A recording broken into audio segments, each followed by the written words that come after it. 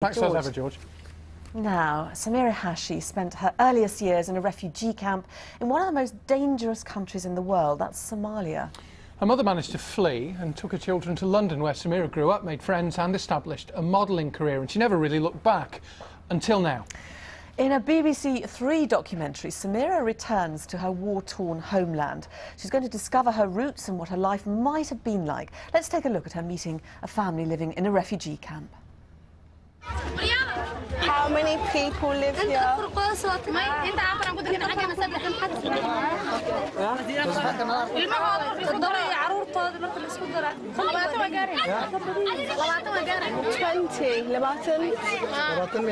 They're literally sleeping on top of each other.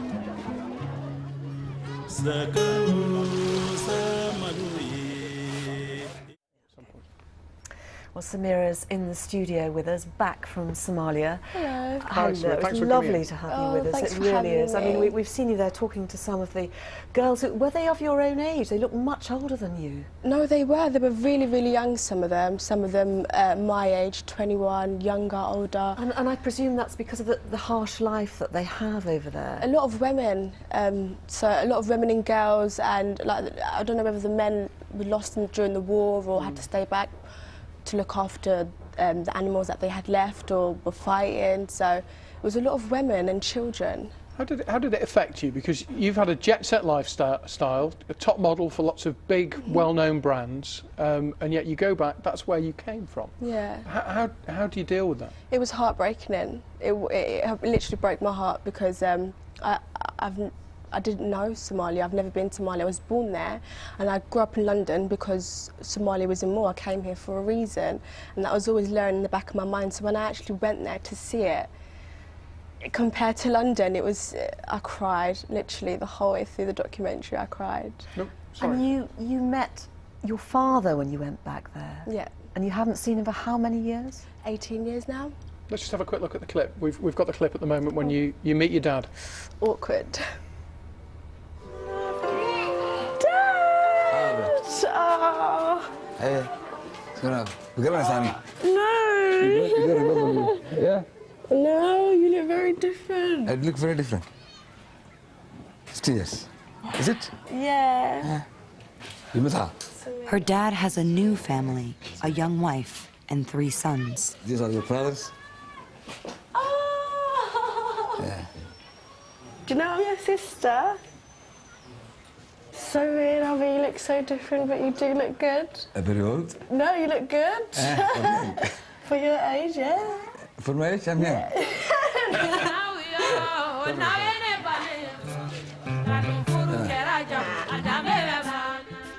Oh, lots of smiling faces there, and a warm welcome that you received. But, of course, Somalia is classed as one of the most dangerous countries in the world. Yeah. It is one of the most dangerous countries in the world. You can imagine all the Somalis that are running from Somalia and the people that are left there. There's loads of people that are still, you know, struggling in Somalia, and it's just heartbreaking. How did you find meeting your dad? Because he's obviously moved on, he's obviously got other children as well. How did you relate to him? It was a very, like, you know, weird situation because he wasn't really a father figure, he was just a dad because he was a dad, because my mum and dad, it was a biological dad, and that was it, yeah. And he never really was a father to me, but, you know, the way my mother raised me, I'm grateful, I appreciate the way my mother raised me up, and I can't explain it. I don't feel like I've lost out on anything, in a sense that he wasn't there for me, so we can't grovel and complain about it, we just continued our lives and moved forward. You also met a girl of a similar age to you, I think born in the same week, who'd had a very different life from you. Yeah. Just explain a bit about that, who she was. Shukri, she was 21 years old, exactly the same age as me, and unfortunately for her, she wasn't able to escape like me and my family, so she's been in the war for the past 21 years, and her children, 3 of her babies, got blown up by a bomb by Al-Shabaab.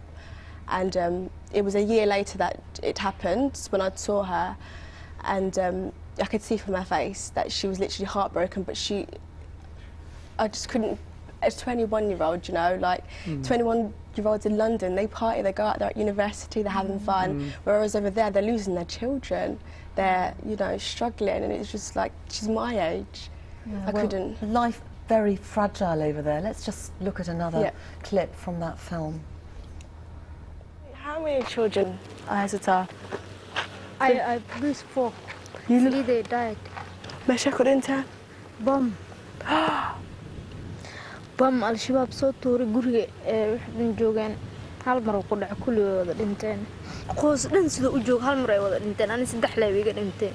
Qoyska dhan hooyadii aabihii ciyaalkii wixii dhan dugsiga markay ka imaadeen hal mar meel isku laaruureen. Hoobii weyn ku soo dhacay. When I remember I won't remember. I can't! Well, why did they do that? Arms.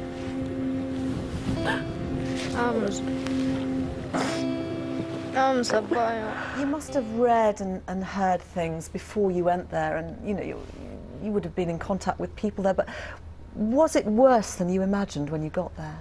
To me, it was absolutely, you can't imagine something like that, because in London it's so completely different. You know, you can go to the shop and get a bottle of water.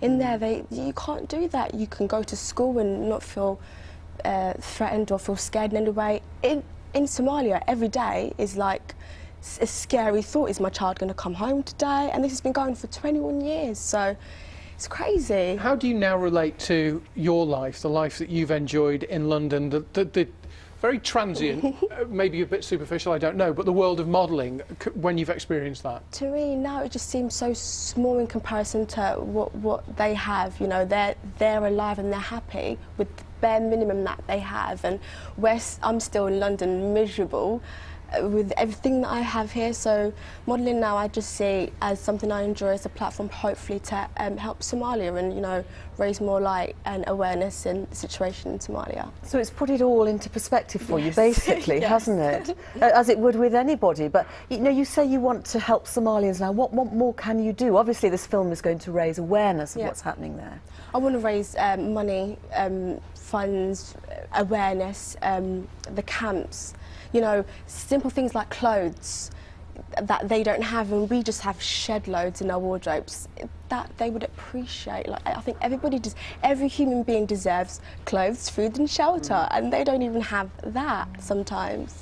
It's lovely to meet you. Thank you very much for coming in. Really interesting to talk to you. You're a very glamorous, absolutely warm-hearted ambassador for the country. So much. Indeed, indeed. And the documentary, if you would like to watch Samira's film, it's called Escape from the World's Most Dangerous Place. It obviously tells her story. It's on BBC 3, 9 o'clock tomorrow evening. Coming up to 10 to 9, you're watching Breakfast from BBC News. We'll give you the main stories this morning.